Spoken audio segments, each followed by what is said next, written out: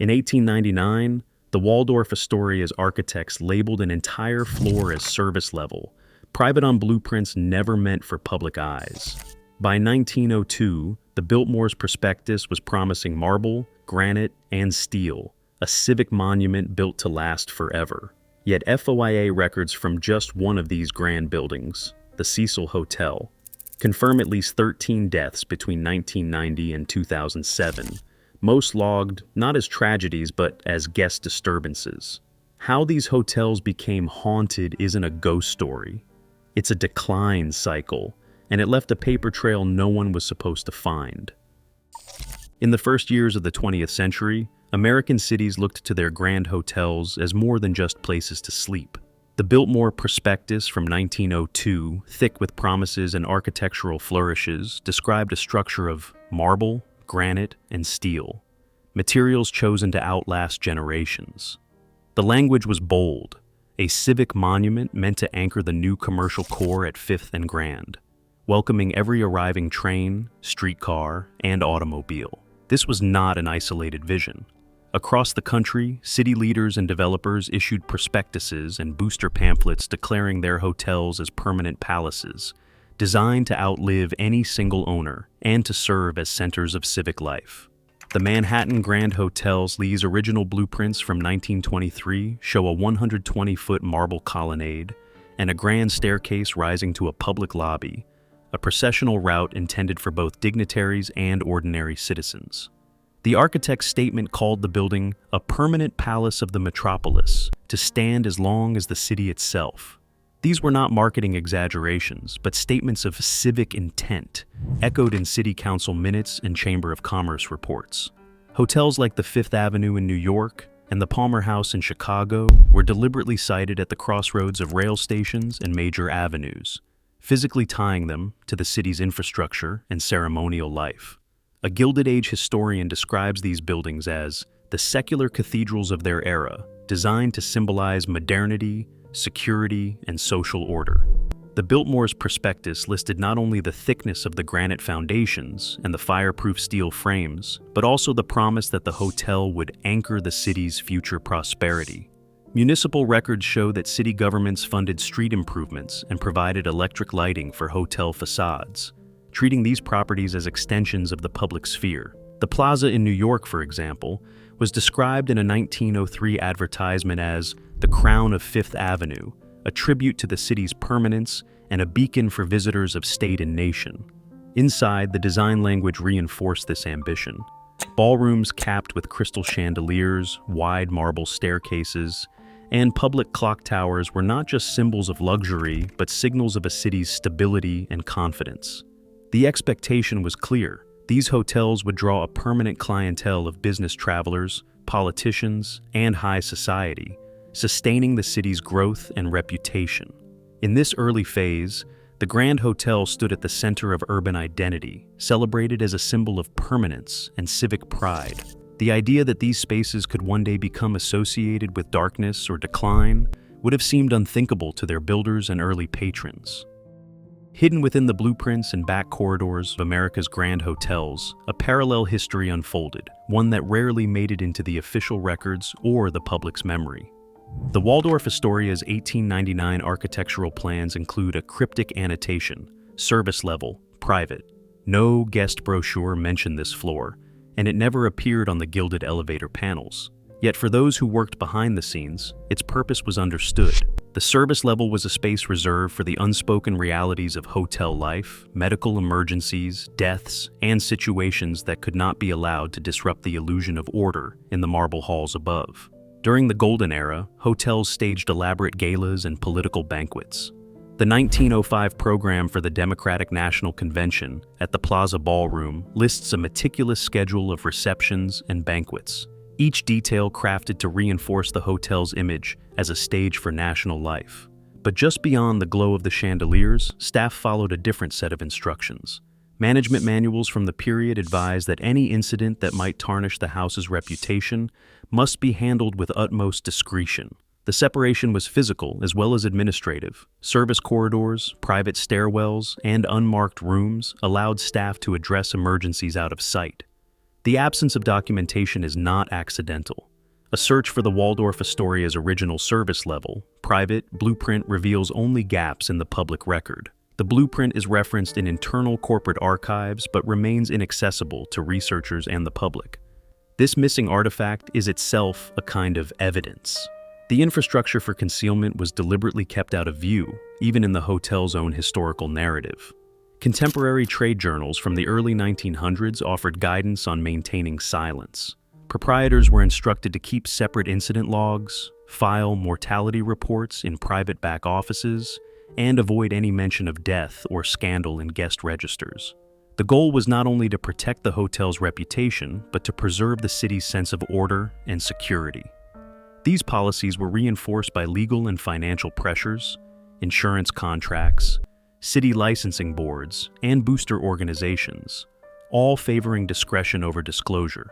The result was a gap between official history and lived experience.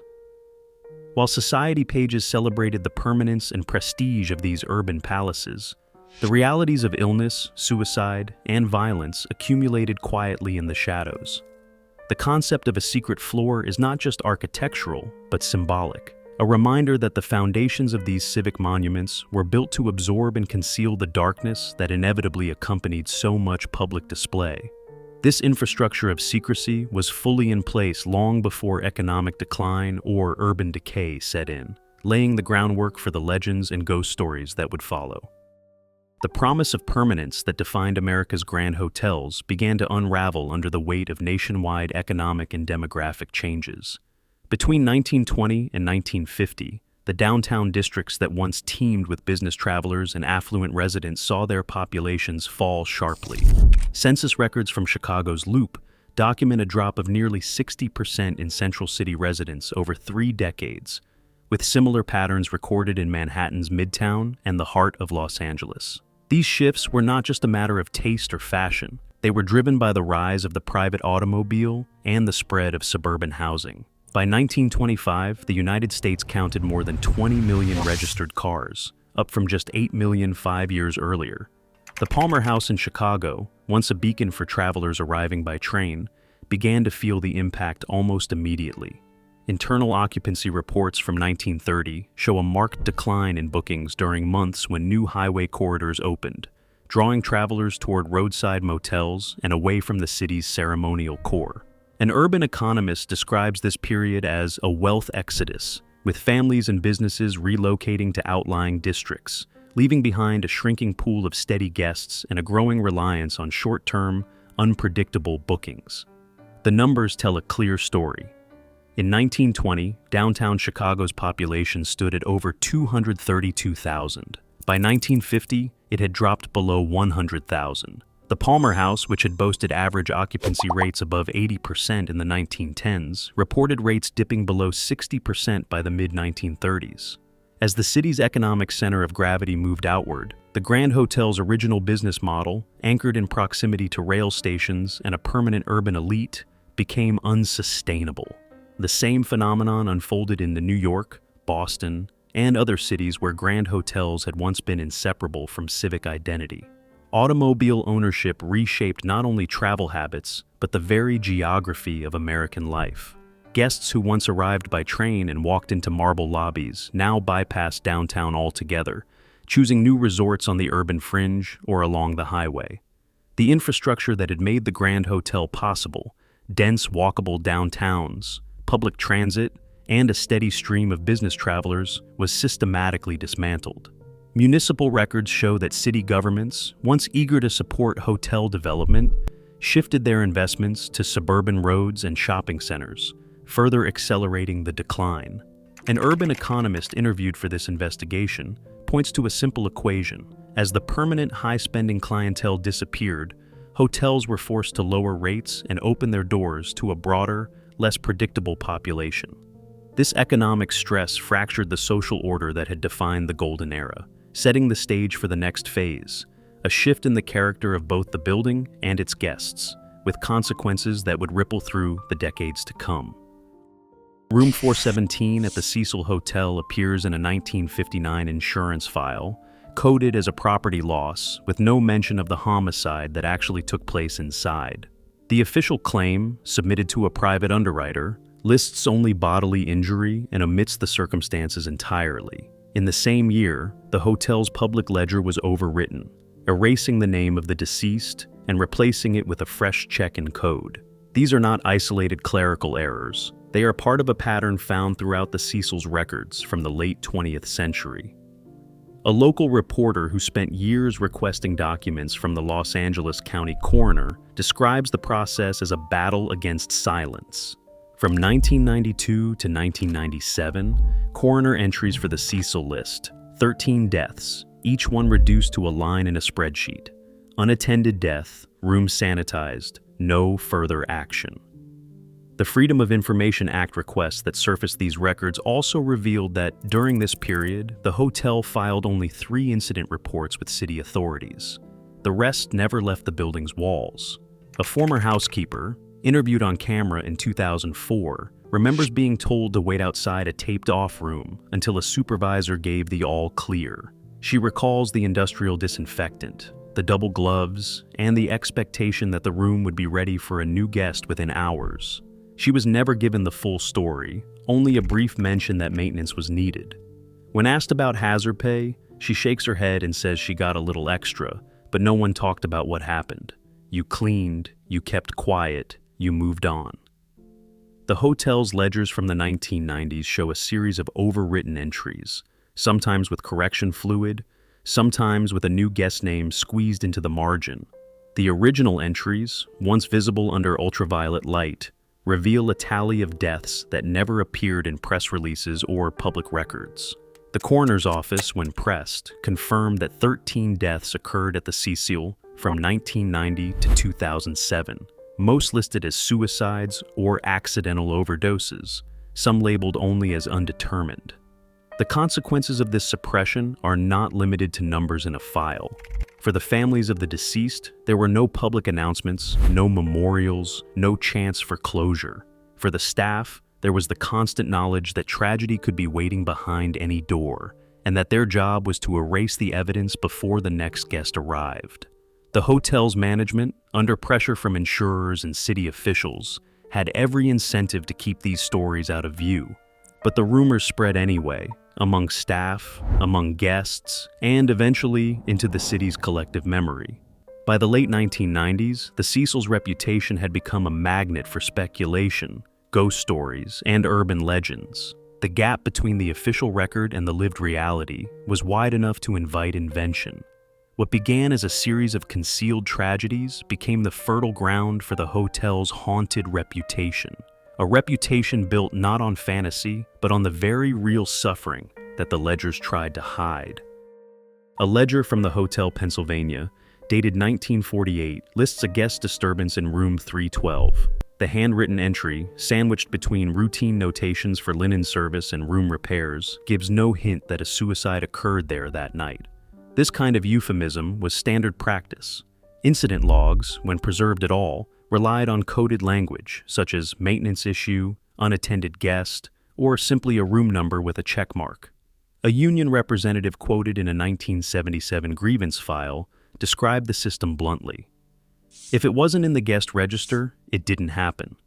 In the same set of records, a line item labeled hazard bonus appears on several pay stubs for housekeeping staff. The bonus, never explained in the official contract, was quietly added after incidents that required cleaning up after a death or serious injury. Staff understood what it meant, even if management never discussed it openly. The euphemistic logs and off-the-books compensation created a silent contract. It traded transparency for operational continuity. These administrative tactics did more than protect a hotel's reputation. They erased the evidence of suffering, leaving only rumors and fragments behind. In the absence of public records, legends took root, filling the gaps left by deliberate silence and turning private tragedies into public myth. By the early 2000s, the same stories that once threatened a hotel's survival became its most valuable asset. As mainstream guests drifted away and the buildings themselves aged into symbols of faded grandeur, management teams began to see opportunity where there had only been stigma. The logic was simple. If the public already believed in the hotel's haunted reputation, why not sell it? The Stanley Hotel in Colorado, famously linked to Stephen King and his novel The Shining, leaned into its ghostly associations, offering nightly tours that promised glimpses into the building's shadowed past. Ticket ledgers show a steady draw. Between 2015 and 2023, the Stanley sold an average of 1,800 ghost tour tickets each year, a figure that rivaled revenue from some traditional room bookings. This was not an isolated strategy. Across the country, hotels that had spent decades erasing any trace of tragedy now advertised their haunted halls and restless spirits. Marketing materials shifted tone, inviting guests to walk where history lingers and experience the unexplained. City tourism boards tracked the surge. In Los Angeles, the number of visitors booking Cecil Haunted tour tickets jumped from just a few hundred in 2015 to over 2,000 annually by 2022. The same rooms once sanitized in secret became the centerpiece of guided walks and late-night investigations. For owners, the economic logic was clear. The suppressed ledger, once a liability, had become a product. The cycle had inverted, secrecy gave way to spectacle, and the stories that were once hidden now paid the bills. In this new economy, the legend of the haunted hotel was not just tolerated, but carefully curated and sold. The Queen Mary in Long Beach, California, offers a clear example of how the decline cycle repeats across different properties. After its conversion in the 1970s from a luxury ocean liner to a stationary hotel, the Queen Mary shifted its marketing away from elite travelers and began targeting tourists and event organizers. Internal occupancy reports from the late 1970s show a drop in long-term bookings, replaced by short-term stays and group events. By the early 1980s, management leaned into the ship's growing reputation for unexplained deaths and eerie incidents, launching guided tours and promoting ghost stories in brochures. The Queen Mary's transition from monument to haunted attraction mirrors the same economic and social forces seen in hotels like the Cecil, reinforcing that these cycles are not isolated but systemic. Ghost stories linger in the halls of grand hotels not only because of superstition, but because they record what official histories leave unsaid. A preservationist interviewed for this investigation argues that when we suppress the difficult chapters of a building's past, we lose the chance to honor the real people who lived and died there. Best practice guidelines in historic preservation now urge transparent disclosure of significant incidents, even when they risk controversy. In this light, haunted legends serve as imperfect memorials, fragments of memory that persist where records were deliberately altered or erased. The ethical responsibility, as some experts note, is not to sanitize the past, but to allow the evidence to speak, even when it unsettles the story we wish to tell. Today, the line between legend and ledger remains blurred. As more hotels capitalize on haunted reputations, the real histories of lost lives, concealed tragedies, and broken promises risk fading beneath commercial spectacle. Ghost stories persist because official narratives leave gaps. Until we confront what was hidden in plain sight, every haunted corridor is also a monument to what society chose not to remember. Share your perspective in the comments below.